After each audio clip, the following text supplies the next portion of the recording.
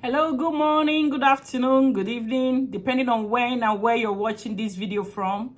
It's Dr. Katie already. There is something for us to learn today. Of course, that's why I'm here. In continuity of our lectures on infertility, today we'll be discussing uterine fibroid as a cause of female infertility. Uterine fibroid. Other names for uterine fibroid are leiomyoma, uterine myoma, or myoma.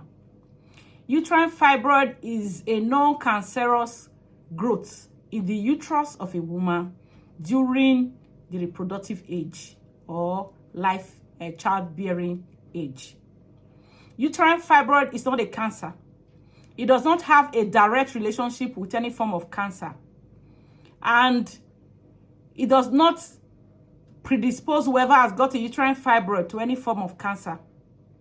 It rarely undergoes degeneration, transformation, or changes to become a cancer. Uterine fibroid, not a cancer, is a benign growth. When you hear benign growth, it means that it is not a cancer. The cause of uterine fibroid is not clear, but there are several factors that are risk factors that are said to be associated or that supports the development of uterine fibroid.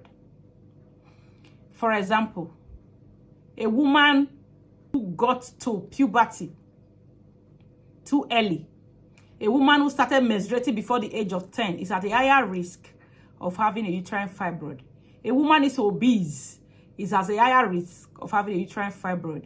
A woman that consumes plenty of red meat is at a higher risk of uterine fibroid. A family history has been seen to be implicated in the development of uterine fibroid. For example, your mother has got a uterine fibroid or your sister has got a uterine fibroid. You are likely to have a uterine fibroid compared to somebody whose sister and mother do not have uterine fibroid. Hormones are said to be implicated in the development of uterine fibroid. Progesterone, estrogen, these are hormones in women that prepares the womb of a woman, allows it to thicken up in readiness to have a baby during pregnancy, to carry pregnancy.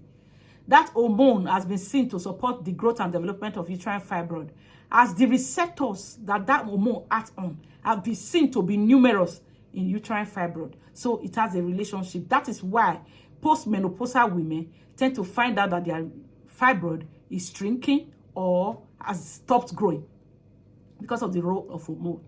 Extracellular matrices have been seen to be implicated in development of uterine fibroid, as it has been seen that they help in finding fibrous bands that supports or puts together fibroid cells to cause a growth and development.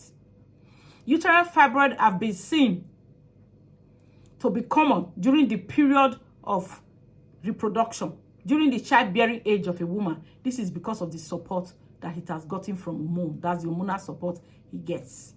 There are types of uterine fibroid, and this is depending on the part or the area it is located in relation to the uterus.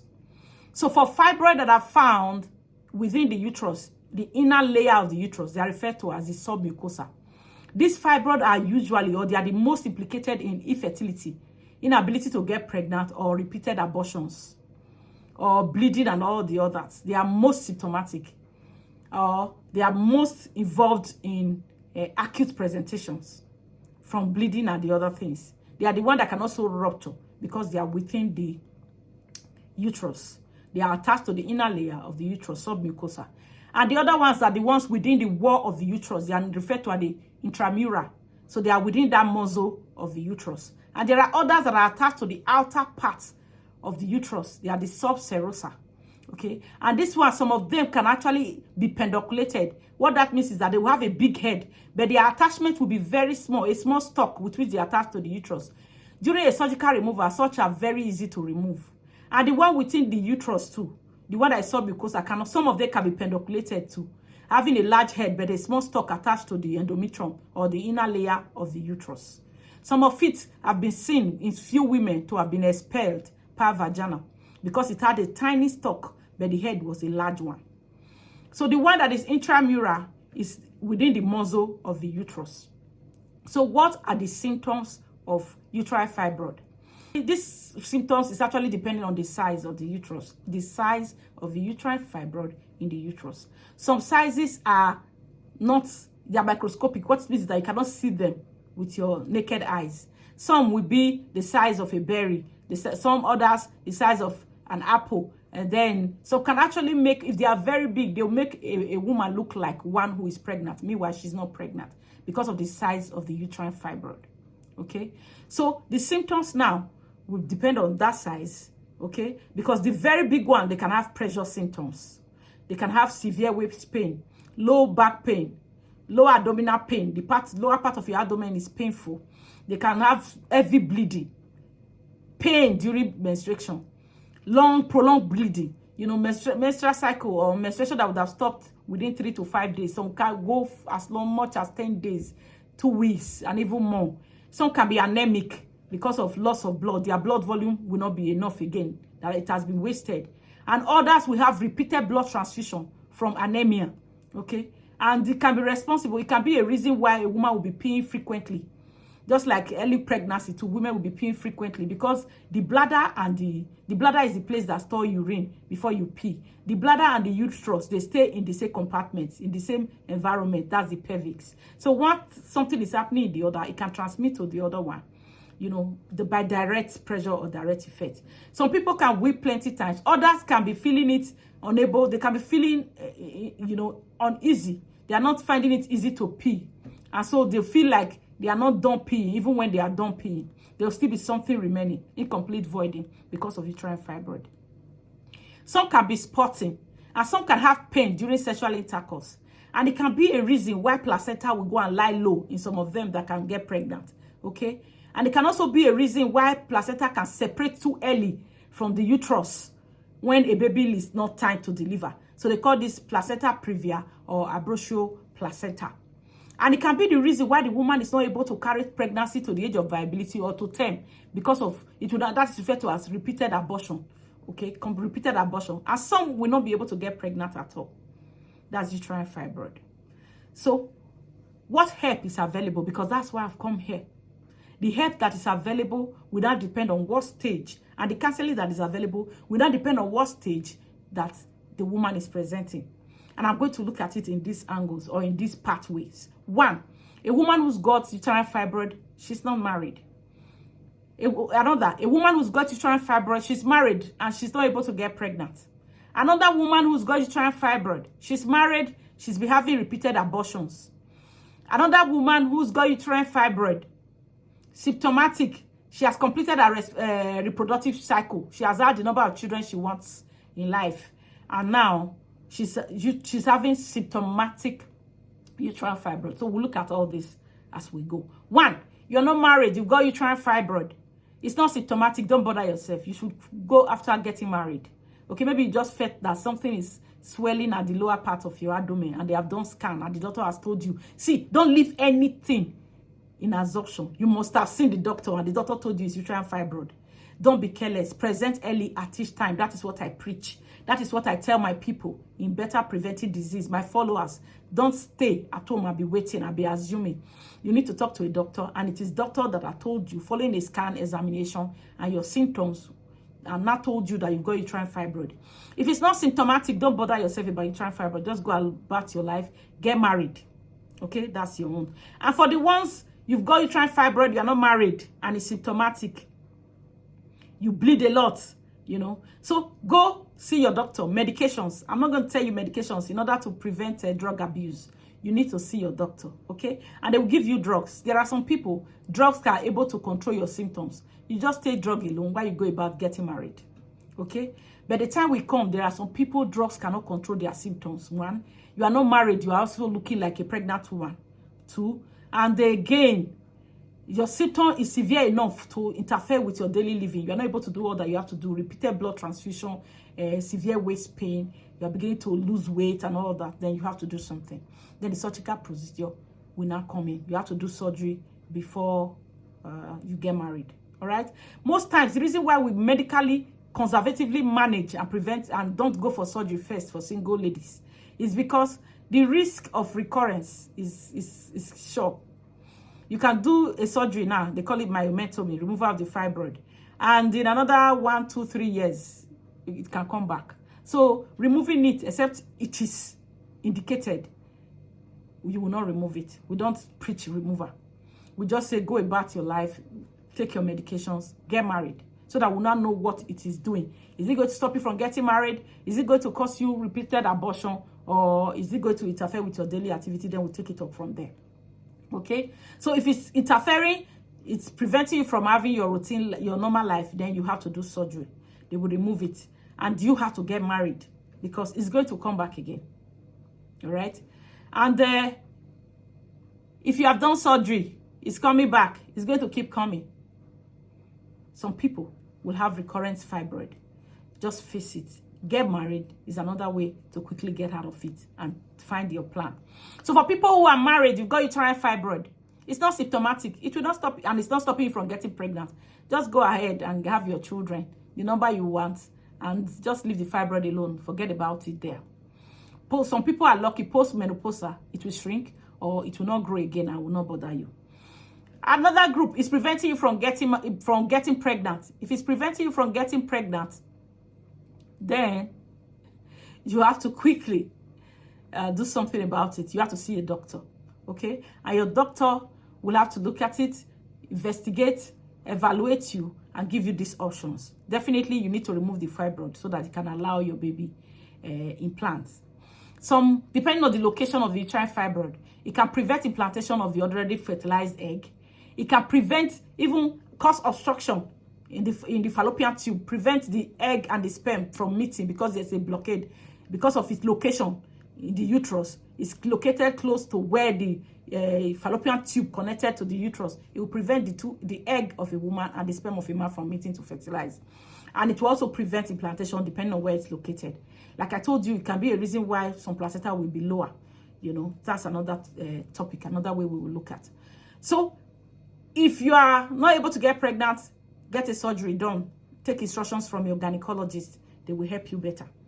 And if you have done surgery, follow up on your fertility clinic. They will guide you on the options you have to get pregnant.